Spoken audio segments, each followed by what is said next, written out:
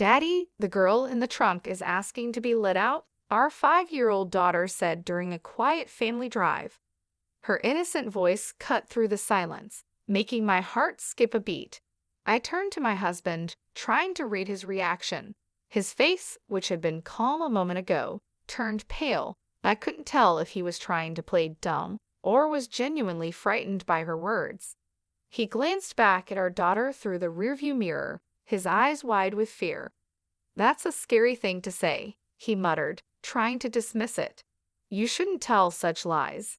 I glared at him from the passenger seat, feeling a knot of suspicion tightening in my chest. "Maybe we should pull over at the rest area," I suggested, my voice sharper than I intended. It had been 6 years since we got married. I had always been supportive of my husband, even though his job kept him busy. I had been the one holding things together at home, managing everything while he focused on his career. But now, with our daughter's strange words hanging in the air, I felt a chill of uncertainty. Was something dark about to be revealed? "My name is Lisa Jackson. I married my husband, James, when I was 30 years old. He is 5 years older than me, and our relationship had always seemed solid. The year after we got married, our daughter Julia was born, bringing so much joy into our lives. She's been growing up healthy and lively, and just recently turned 5. Our family had been living busy but happy days, filled with love and laughter. "How about going to the zoo next Friday?" James suggested, trying to change the mood. "Yay! I want to see the giraffes," Julia squealed with excitement, her earlier comment seemingly forgotten. I couldn't help but smile at their cheerful conversation, feeling a bit of the tension ease away. James had always been a kind and loving husband. Since we started dating, he was attentive and caring, and that didn't change after we got married and had Julia. On his days off, he would eagerly join in on family activities, playing with Julia and making her laugh. He was the perfect father, always there for us. I often thought about how lucky I was to have married him. Watching James and Julia together brought me a deep sense of happiness. Our life was good, stable, and filled with love. But little did I know, those peaceful days were about to be shattered. One day, James came home with a heavy sigh, his face looking weary and troubled. "You're being transferred to a different department?" I asked, noticing his downcast expression.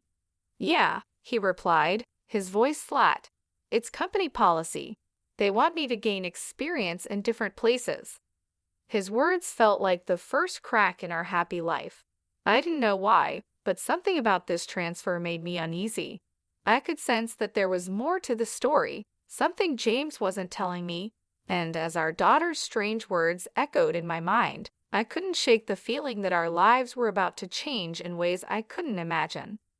James was being transferred to the busiest department in his company, which meant he might not be able to spend as much time with us. The news hit our family hard, especially Julia.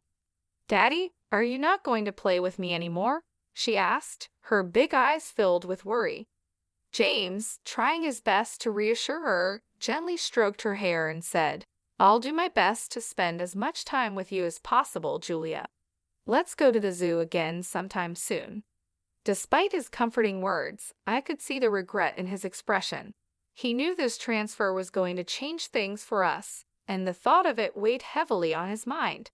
As I watched him with our daughter, a tightness grew in my chest, overwhelmed with emotions. The transfer didn't involve a change in salary or require us to move, but it was still a big deal for our family. Just the thought of having less time together made me feel incredibly lonely. However, I knew the one feeling the most vulnerable was James. Adjusting to a new, more demanding environment would be tough for him. "Please don't push yourself too hard," I said, trying to hide the worry in my voice. I knew James had a tendency to throw himself fully into his work, sometimes to the point of exhaustion. That's why I worried about him overdoing it, and unfortunately, my concerns turned out to be justified. At first, James managed to balance his work and home life. He still made time for family activities and found moments to rest, despite his busier schedule. But about a month after the transfer, everything changed. His time at home decreased dramatically. He started working overtime, often coming home late at night, long after Julia had gone to bed. It became more common for him to go out for drinks with clients, and he even began working on his days off. But there was something else that concerned me even more. One day, I cautiously asked him, "Hey, can you take a day off next Friday? Julia misses you, and you've been working too hard lately." James looked at me with a tired, frustrated expression. "Who do you think I'm working so hard for? Should I just turn down client meetings and risk getting fired?" he snapped. I quickly replied, "I didn't mean it like that. I'm just worried about you." "That's none of your business," he muttered, brushing me off. "Anyway, make sure you have money ready for next week's drinking party." His words stung, and I could see how much the stress was affecting him. James, who had always been kind and patient, was now irritable and short-tempered. He started taking out his frustrations on me more frequently, and I found myself walking on eggshells around him. What worried me even more was how he was spending money extravagantly, claiming it was necessary for entertaining clients. This new habit was beginning to impact our living expenses, adding financial stress to an already tense situation. Because I knew how kind he used to be, I was more worried than angry about his current behavior. It was clear to me that the pressure his new job was getting to him, and I feared he was going to collapse from overwork if things didn't change. I felt helpless, not knowing how to make things better for him or for our family. As the months passed, James's situation only worsened. 5 months after his transfer, he reached a point where he was coming home mostly just to sleep. Our conversations became brief, and the connection we once had felt distant. Julia, feeling the absence of her father, started to show signs of sadness. She often wore a forlorn expression, missing the time they used to spend together. Seeing her like that broke my heart. I knew we couldn't go on like this. I needed to find a way to help James before his relentless work schedule took an even bigger toll on our family. But I didn't know where to start, and the weight of it all was becoming too much to bear.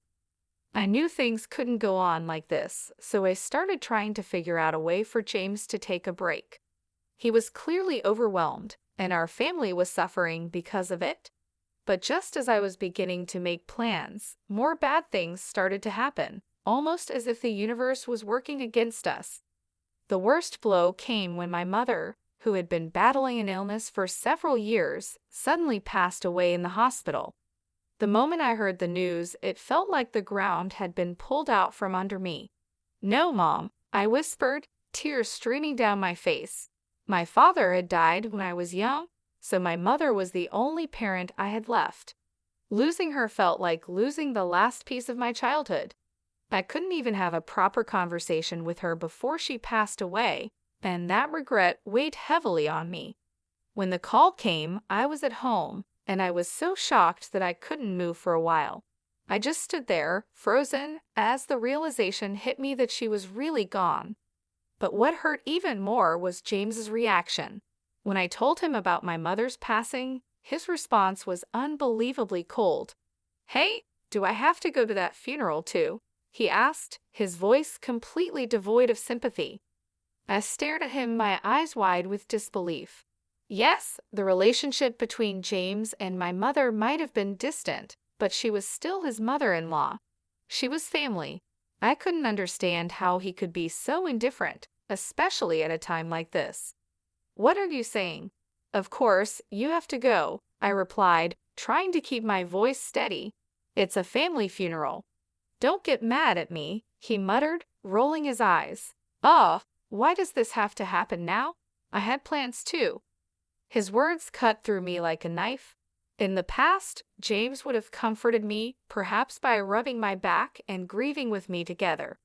But now, as he sighed in dissatisfaction, he seemed like a completely different person from the one I had promised to spend my life with. Naturally, he didn't help with any of the preparations for my mother's funeral. I arranged everything alone, feeling more isolated than ever. On the day of the service, James remained silent and sullen. He didn't offer any support or comfort, and after the funeral ended, he simply said, "It's over now, right? I'm heading home first," and left without helping with the cleanup. I was initially confused by his reaction, but by then I had lost the energy to be angry. I was simply bewildered and deeply disappointed in him. No matter how busy or stressed he was from work, his behavior at the funeral was unacceptable. When did my husband become such a cold person? Despite feeling frustrated with him, I finished cleaning up with Julia by my side. She was too young to understand everything that was happening, but she could sense that something was wrong and did her best to help me. "Mom, Julia will help you," she said, her small voice bringing a bit of comfort to my aching heart. After the funeral, I decided to stop by my parents' house for a short while. It wasn't far from our home, and I wanted to say a final goodbye to the place that held so many memories of my mother. Although it was a sad visit, I felt it was something I needed to do for my own peace of mind. When I arrived at my parents' house with a heavy heart, I took a deep breath and walked inside. The house felt empty, a shell of what it used to be. As I stood in the living room, surrounded by the remnants of my mother's life, I felt a wave of sorrow wash over me. But before I could even begin to process my feelings, something unexpected happened. "Mom, wait a moment," Julia suddenly shouted, her voice filled with urgency. "Huh, Julia, what's wrong?" I asked, startled by her sudden change in behavior. As soon as we arrived at my parents' house, Julia's expression had shifted dramatically. Without another word, she dashed straight into the back room, leaving me standing there, puzzled and concerned. I quickly followed her, my heart pounding with a mix of anxiety and confusion, wondering what could have caused her to react like this. I had taken Julia to visit my mother's place several times before, but I had never seen her act like this. Curious and concerned, I hurried to follow her as she moved with a sense of purpose. Julia stopped in front of the dresser, her small hands reaching for the second drawer from the bottom. It was as if something was drawing her to it. "Mom, Grandma wants you to have this," she said, holding up an old hand mirror. The sight of the mirror took my breath away. It was an item that had always been precious to my mother. She cherished it so much that she rarely used it, and I didn't even know where she kept it. I stood there, stunned, as I realized that Julia had somehow found this hidden treasure. "How did you know it was here? And what do you mean, Grandma wanted me to have it?" I asked, my voice tinged with disbelief. "When Grandma was sleeping earlier, she told me that you were sad and asked me to give this to you," Julia answered innocently, her eyes wide with sincerity. I couldn't hide my surprise. Her words sent a chill down my spine. There was no way Julia could have known about the existence of this hand mirror, let alone where it was kept. Yet here she was, holding it out to me with a calm certainty that was both unsettling and awe-inspiring. Wanting to understand what was happening, I decided to ask her some questions. I asked about things she couldn't possibly know. Tomorrow's dinner menu I was thinking about, and even thoughts I had during the funeral. To my astonishment, Julia answered each question correctly, as if she had read my mind. It became clear to me that my daughter had a mysterious ability to know what people were thinking. I was both amazed and bewildered. "Wow, that's amazing, Julia. You know everything," I said, stroking her head gently, still trying to wrap my mind around this revelation. I had always thought that the idea of mysterious abilities was just something from stories, never imagining that my own daughter might possess such a power. Julia, proud of her newfound ability, put her hand on her hip and gave me a confident look. "That's right. Julia knows about Dad, too." "What do you mean?" I asked, my heart skipping a beat. What she told me next was incredibly unbelievable and unforgivable. Julia revealed things about James that shook me to my core. I listened in stunned silence as she spoke, realizing that the man I had married was not who I thought he was. A few weeks after my mother's funeral, I decided it was time to confront James. On a morning when he was getting ready to leave for work, I casually mentioned, By the way, I'm visiting my friend with Julia next Friday. James, who had been focused on getting out the door, suddenly stopped in his tracks.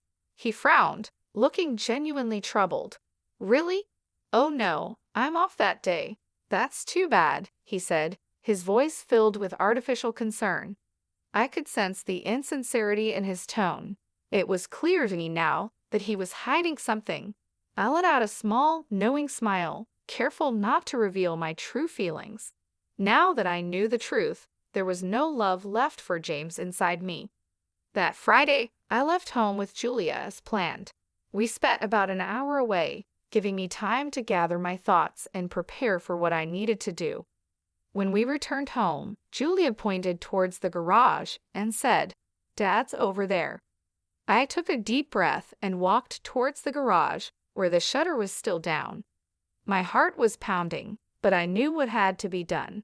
I lightly knocked on the shutter and called out, "James, I know you're in there. Open it." There was a moment of silence, then a hesitant voice replied, "Huh? Lisa? I thought you and Julia had plans," James said, his voice filled with surprise. "It's canceled," I replied calmly. "If you're going somewhere, we want to come with you." He sounded flustered and hesitant, clearly not expecting this. "Oh, okay," he stammered, reluctant to open the garage shutter. I had a pretty good idea of what was going on inside, but decided to stay quiet and observe. "Julia wants to go for a drive too," I added, hearing the hope in her voice. Unable to resist, James had no choice but to agree. A few minutes later, he reluctantly opened the garage, and we started our drive together. Sitting in the passenger seat, I looked at James as he drove. His profile was tense, and it solidified my final decision. Life with James had been enjoyable and happy, but I knew those days would never come back. "Hey, did you know Julia has a special power?" I finally brought it up as we merged onto the highway. James furrowed his brows, confused by my sudden confession. "Huh? What's that supposed to mean?" "That's a silly joke," he laughed dismissively. "Daddy, the girl in the trunk is asking you to let her out." Julia suddenly raised her voice from the back seat. I watched as James's face turned pale. He glanced at our daughter through the rearview mirror with a frightened expression. "What a scary thing to say. You shouldn't tell such lies," he said nervously. "But it's true," Julia insisted. "Then should we pull over at the rest area?" I suggested, trying to support Julia's claim. James immediately looked at me, startled. "Huh? We don't need to do that. It's just a kid's joke," he said, trying to brush it off. "Julia has a mysterious power, you know. Besides, it's hot today, and it could be dangerous if someone's really in there." He must have thought my suggestion made sense. After flinching and stiffening, he reluctantly headed towards the rest area with a contorted expression on his face. Upon arrival, we left Julia in the air-conditioned car and went outside to check the trunk. "I don't think there's anything in there. Come on, quickly," I urged to James, who was hesitating. Realizing he couldn't escape anymore, James nervously opened the trunk, breaking into a cold sweat. In the next moment, a young woman jumped out, her face flushed red from the heat. "I knew you were cheating," I shouted, my suspicions confirmed. The young woman, looking embarrassed and uncomfortable, stood there while James shook his head nervously. "No, it's not like that. She is a colleague from work. We were just working together," he stammered, trying to explain. "Wow, working in the trunk of our car?" I retorted sarcastically. "At the new apartment you're doing a job?" James's excuses were pathetic and unbelievable. It turned out that while Julia and I were out, James had been cheating with this woman at home. They were about to go for a drive when we returned unexpectedly, so he had no choice but to hide her in the trunk. As the woman was taken away, James seemed unable to grasp the situation fully. He kept trying to come up with more excuses, but I wasn't listening anymore. I knew our marriage was over. The trust and love we once had were gone, replaced by betrayal and lies. I looked at Julia, who was watching everything quietly from the car. I knew I had to be strong for her, to move on and build a new life without James. I laughed at how ridiculous James's lie was, standing my ground as I pulled out a piece of paper from my bag. "And what is this?" I asked, showing him the paper. It read, "Let's go on a drive date on Friday." James and the woman, Janice, turned pale when they saw it. It was no surprise they could see their flirty email exchanges printed right there. Thanks to Julia, I had found out everything. On the day of my mother's funeral at my parents' house, my daughter had told me, "Daddy has been spending a lot of time with Janice lately. I'm sad because Janice is taking Daddy away from me." After witnessing Julia's strange ability to know things, I became suspicious and decided to keep an eye on James. Sure enough, I found undeniable proof of his affair on his phone, so I had made up the fake plan to catch him in the act. "It's a shame this drive turned out this way," I said sarcastically. "It's unfair to look through my phone without permission." James protested, his body tense as he reacted to my words. His absurd remark made me burst into laughter. I had thought he was just busy with work, but it turned out he was spending time with Janice, using our money for their dates. Who exactly is being unfair here? I shot back. "By the way, I've been recording everything since we got into the car." Remembering all the wrongs James had done, I pulled out my phone from my pocket. I had secretly pressed the record button to capture everything, and the evidence I had wasn't just messages and this video. I also set up hidden cameras in our house and garage. "And Janice, I know everything about you too." Under my relentless confrontation, they both turned white as sheets. I was furious with James, but I couldn't forgive Janice either. I had thoroughly investigated my husband and figured out who she was. Janice was a 27-year-old new employee who worked with James in his new department. From the messages, it was clear she knew about me, yet she still went ahead with the affair, making her just as guilty. "Oh, sorry, Lisa," James whimpered, clearly not expecting to be cornered so perfectly. His pitiful attempt to plead with me only filled me with more disgust. I glared at both of them with all the anger I could muster. "I won't forgive either of you. Get ready to pay alimony." Hearing my firm words, and perhaps realizing their fate, both of them collapsed to their knees. After that, I divorced James. The fact that I had recorded everything and gathered all the evidence paid off. They were ordered to pay $500,000 in compensation. I was also able to get $1,000 a month in child support from my husband. But their troubles didn't stop there. I heard that news of their affair spread throughout the whole company, especially since they worked in the same department. This made things very uncomfortable for them, and eventually they broke up. Their coworkers started to disapprove of them, and in the end, they had no choice but to resign. Now, I've heard they're struggling with the burden of the compensation payments and are left with nothing. Meanwhile, I'm enjoying peaceful days with Julia. I'm focused on giving her lots of love and support, knowing she has a special gift. I want to make sure she grows up happy and well taken